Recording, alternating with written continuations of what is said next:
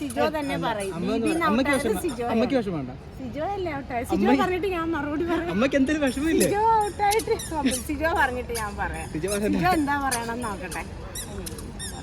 അല്ല അമ്മയ്ക്ക് എന്ത് തോന്നിയെന്ന് പറഞ്ഞാൽ മതി. ഒന്നും തോന്നില്ല. വിഷമൊന്നുമില്ലേ? എന്താ പറയാ സിജോ ഔട്ടായി? അല്ല വിഷമം ഉണ്ടായില്ലെന്ന് പറഞ്ഞാൽ വന്നിട്ട് പറയാം. അല്ല എങ്കിലും നിങ്ങൾ എന്ത് ചോദിച്ചോ അതിനൊക്കെ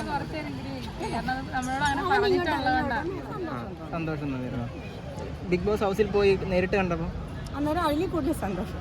ആ ഒരു ഇൻസിഡന്റ് നടന്നിട്ട് കഴിഞ്ഞതിന് ശേഷമല്ല അമ്മ പോയത്. ആ ഒരു സമയത്തെ എന്തായിരുന്നു ആ ഒരു ഫീലിങ്സ്? അത് നിങ്ങളെല്ലാവരും അതിനകത്ത് കണ്ടതല്ലേ ഇമോഷൻസ്.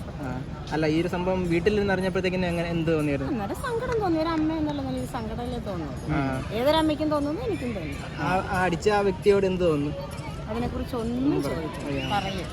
ക്ഷമിക്കാൻ മാത്രമേ പറ്റത്തുള്ളൂ. അത് സിജോമോൻ ക്ഷമിച്ചല്ലോ. സിജോമോനിട്ടല്ലേ അടി കിട്ടി. അവൻ ക്ഷമിച്ച്. അവൻ്റെ നിങ്ങളിപ്പോൾ അവൻ ഇറങ്ങുമ്പോൾ അതിനെക്കുറിച്ച് അവനോട് ചോദിക്കുക.